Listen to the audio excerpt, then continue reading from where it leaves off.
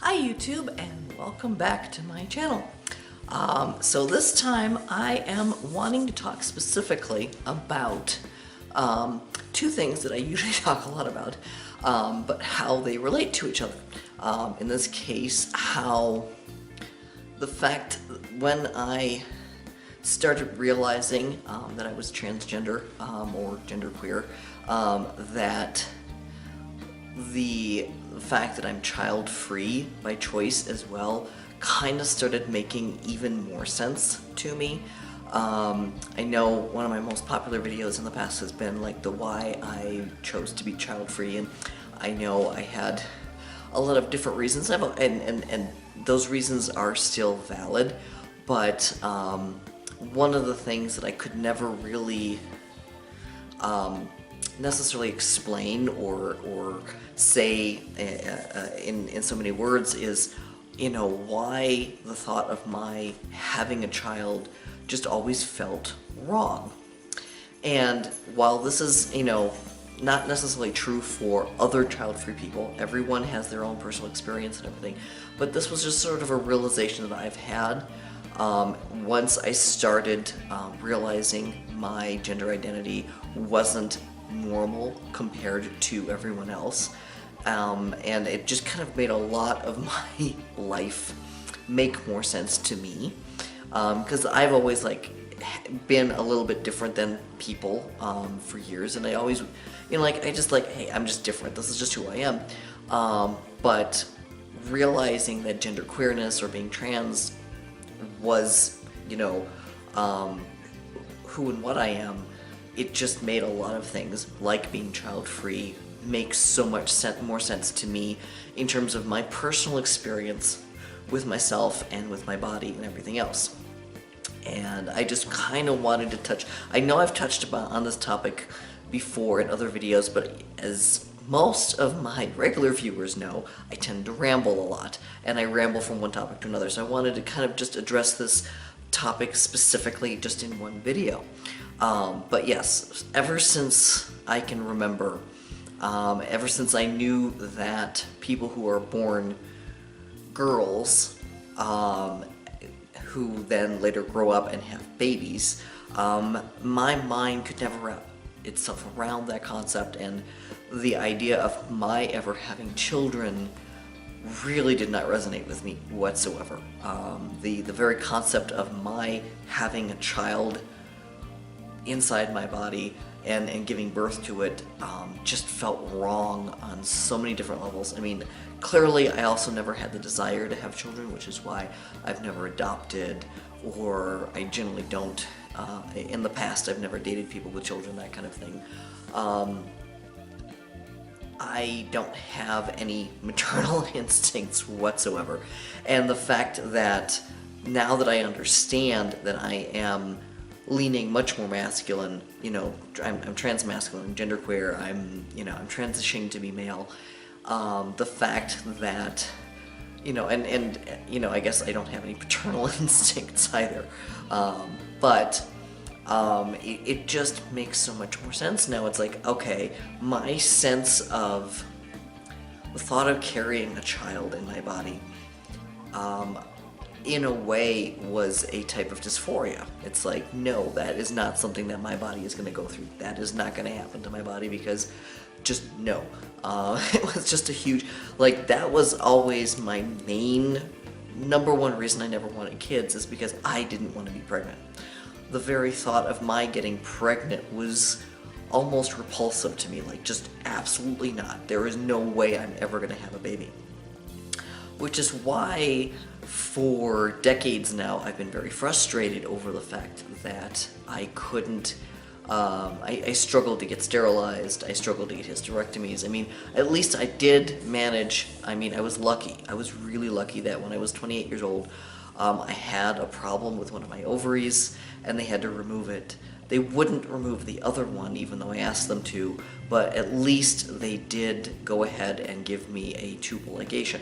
So I've had that procedure done. So at least that's been done, and therefore I've never been able to get pregnant, which is, that was for me something that was a relief in my mind, because I knew that the very idea of being pregnant just absolutely freaked me the heck out, and I was like, no, I would rather be celibate the rest of my life than never have, like, just, it was a huge no. It's one of the reasons why it took me a long time to find a partner, because so many guys do want to father children, and I don't fault them for that. I mean, it's a natural human desire.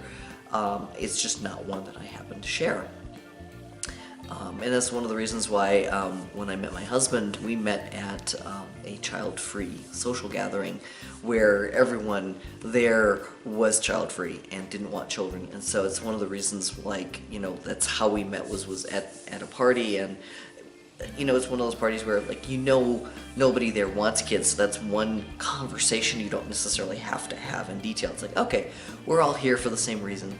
Let's get together and get to know each other on other levels, because that's one conversation we don't necessarily, I mean, it's still a conversation you have to have one way or the other, but it's not it's a conversation where, like, okay, you don't want kids? Nope, I don't. Okay, good. It's but yeah, and in hindsight, my revulsion of the idea of being pregnant myself, I am not revolted or disgusted by other people being pregnant, like, not at all. The concept of pregnancy doesn't bother me. In fact, I actually, with a lot of the fan fiction stories I write, I've even written male pregnancy stories, which I know that squicks some people out as well. But so I don't have a problem with the concept of pregnancy in and of itself. I have a problem with the concept of me being pregnant. Because that just, to this day, just like, no, that is not what my body is for. And whenever I get comments, especially on my one old video, I mean, I've gotten over 15,000 views on that video now, and I've had so many people who like, there's a lot of people who support me and are like, yeah, I don't want kids either, and it's so nice to know that there's other people out there like me and everything. And it's become more and more common nowadays for people to admit that, hey, no, I don't want kids. And everyone has their own personal reasons for not wanting to have children. It doesn't necessarily have anything to do with your body or your gender or anything else. It could just be like, no, I just don't want kids. But I know for myself, besides just not having a desire to have kids, was the complete physical revulsion of my ever being pregnant. I just never wanted that for myself. And now, knowing that my gender identity is genderqueer and is not, I'm not cisgender, I'm not, like, yes, I was assigned female at birth, but I'm, I obviously do not identify as female. That makes so much more sense to me.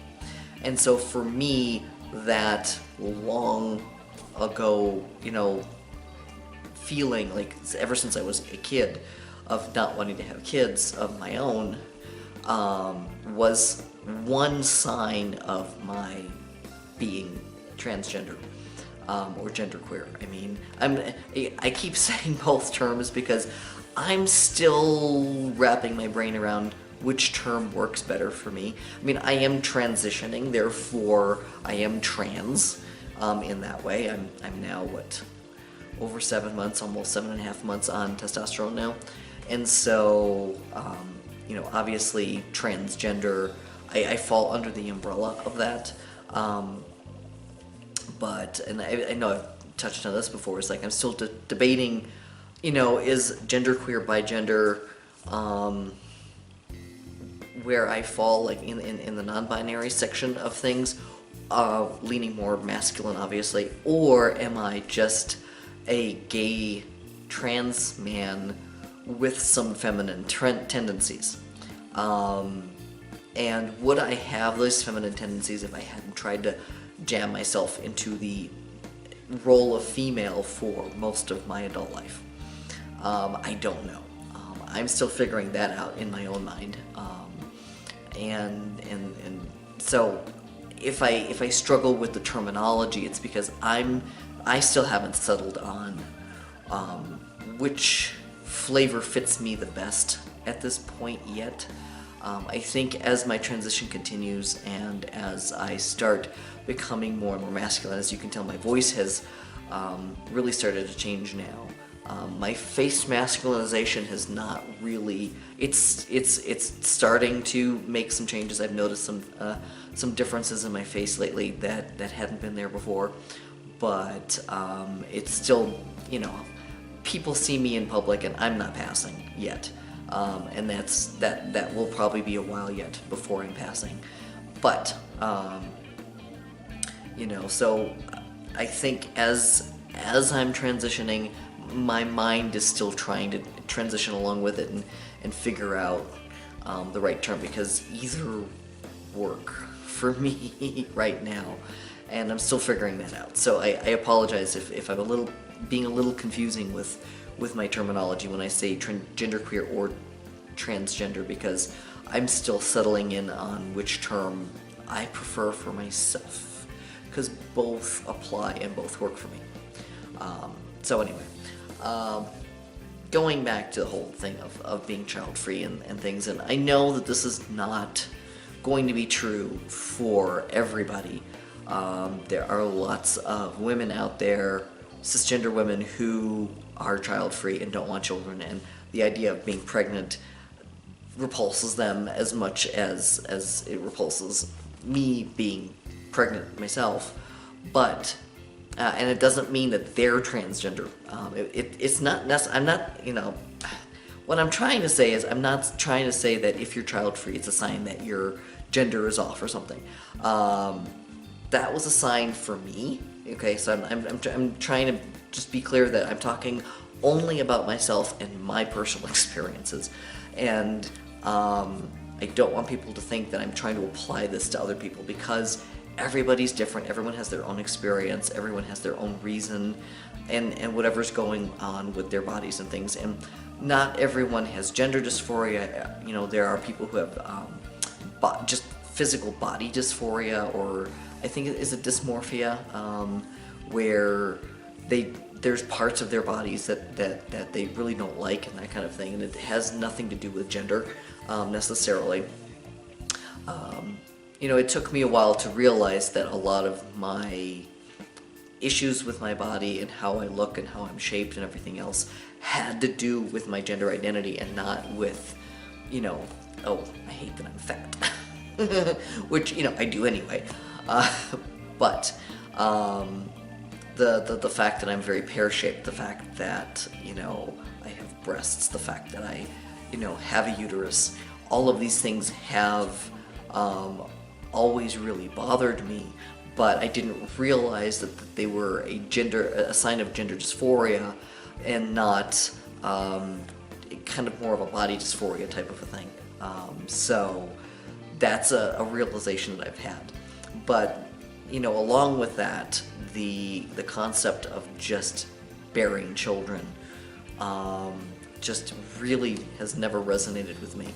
And that was the interesting thing, is because, you know, early in my life, I spent a lot of time babysitting. I spent 9 years as a babysitter.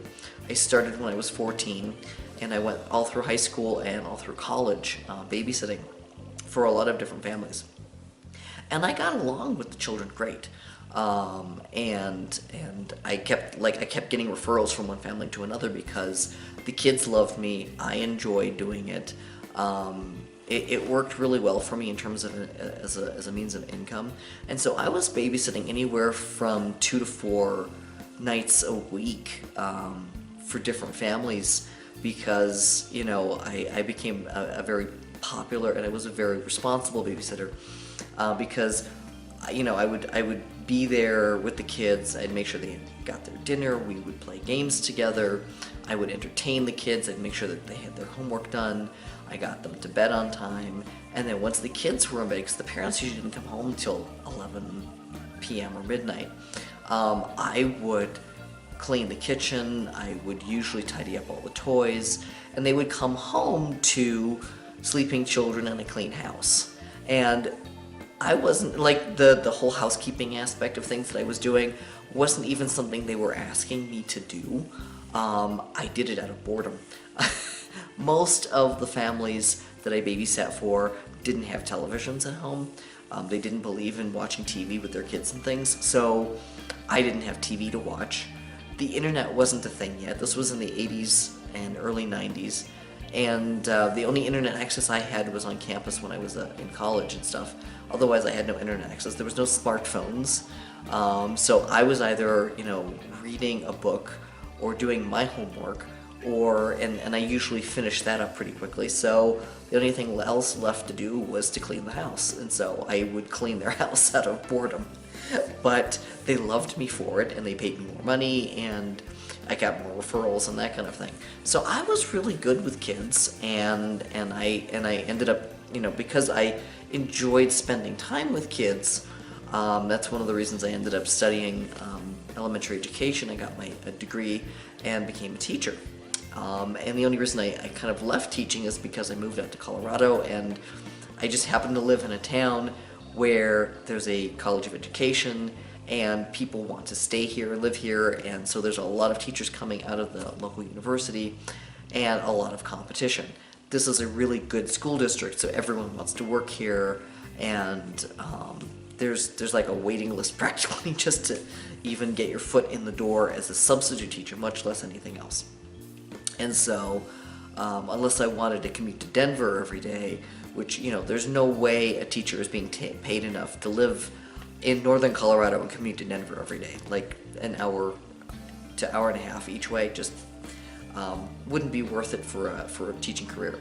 So that's one of the reasons I ended up changing careers and going into tech and going into web design and then eventually web analytics and my whole career choices there. But bottom line is that, I am perfectly fine with kids. I'm great with kids. I wish I could spend more time with my nieces and nephews, which I unfortunately, most of them are back in Chicago and everything, and so I really don't get a chance to spend a lot of time with them, but I really have no issues with being around kids. The only issue I have is with mainly just producing my own, just no. And then I do enjoy, being able to take care of kids, but then give them back to the parents. So not having all the responsibility of raising them. Call that selfish, call that lazy, call that whatever the hell you want. I'm more than happy to take someone's child off their hands for a few hours and, take care of the children while the parents go and have a break and things like that. And then, here you go, here's your kids back. And they get to take over again. Being a full, responsible parent the idea of that has never appealed to me. And I think a big part of that isn't a gender thing for me as much as it is because I'm an introvert. And I very much need alone time. And so that's the other aspect of my being child-free, is the fact that knowing that if I was a parent, as long as I'm at home with the kids, I would have very little me time, and I need a lot of me time. It's actually one of the few points of contention that my husband and I had between us, because he was the opposite. He was he was needy. He needed to be around people, interact with people 24/7. I mean, probably one of the reasons why he couldn't sleep very well, because if sleeping meant separating himself and not interacting with people. I'm joking, but as long as he was, awake, he needed to be around people and interact with people, and he was very much an extrovert and getting his energy and motivation and everything from being around other people. It's one of the reasons we ended up eating out almost every night, because he just needed to get out, even though he was around people every day at work when he was working at Intel and things. He just needed that energy constantly. And so when he left his job at Intel, and before he had a chance to start going back to school and getting his master's degree, he knew I needed my me time. He knew that I needed to separate myself and just kind of have time to myself for a certain amount of the day. But it drove him crazy and he was constantly coming into my office and wanting to talk to me and interact and everything else. And I was like, honey, can I just have a little bit of time to myself?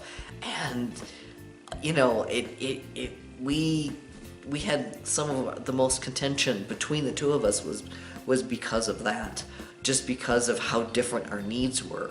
Because my needs are very much of I need to be away from people, and his needs are very much like I need to be around people. And that was like probably the only real source of tension between the two of us was because of that.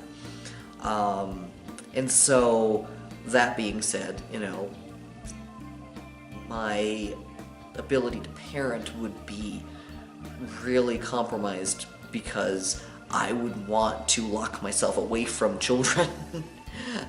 So I would not, you know, like I could not imagine parenting somebody else's children 24/7 because it wouldn't be my children. Like I said, you know, so you've got the gender side of things for me, and the dysphoria side of things for me, and no, this body is not going to get pregnant. That's just not happening. So I would never be raising my own children because that's, like I said, not happening. If I was raising children at all, it would be somebody else's children, either through another marriage or through adoption or whatever, but it wouldn't be genetically my children. But then, you know, the introvert side of me kind of screams against doing that because I wouldn't get the me time that I need. And like I said, I need a lot of it. I need several hours a day. And it's one of the reasons why I'm really glad that my roommate understands this and leaves me alone for the time that I need to be left alone, because I swear I'd be a happy hermit. I really would. I'd be very happy being a complete hermit and never leaving the house.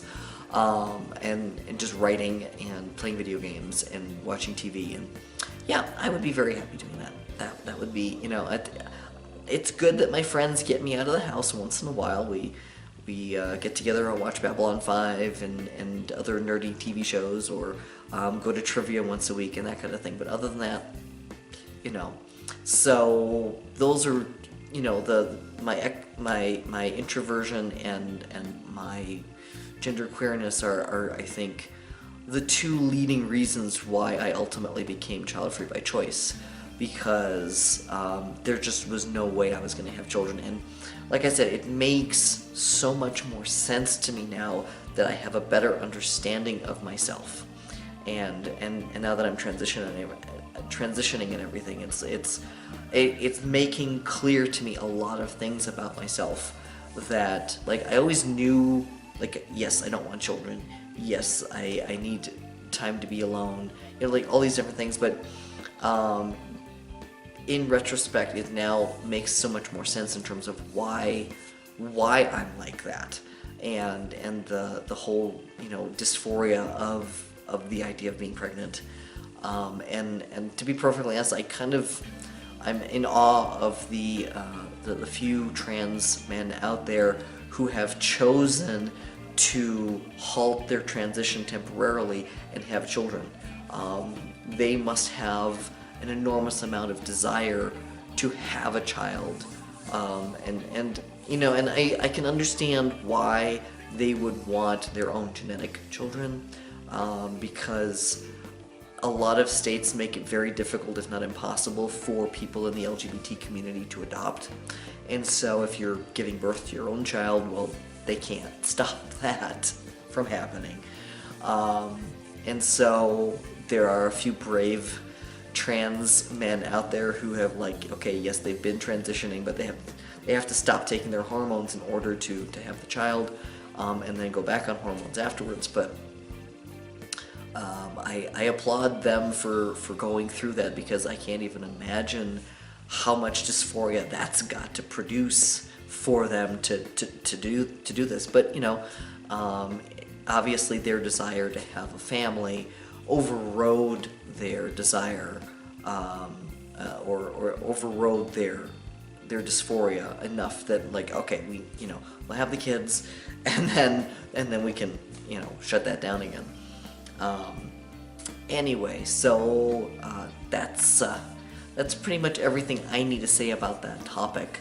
You know, and I know I tried to explain this before in my Childfree videos, but there were certain aspects, like when I made that video, I think it was like 5 years ago, and so I had not quite come to my own realization of my gender queerness at that point.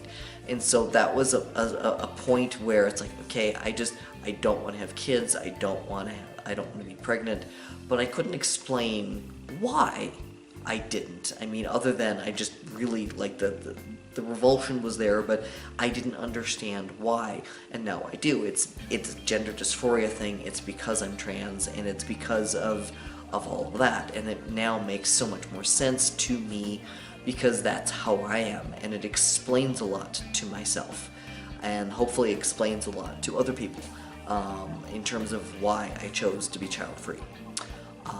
Anyway, I hope this rambling thing made some sense to people and maybe resonates with at least some people out there.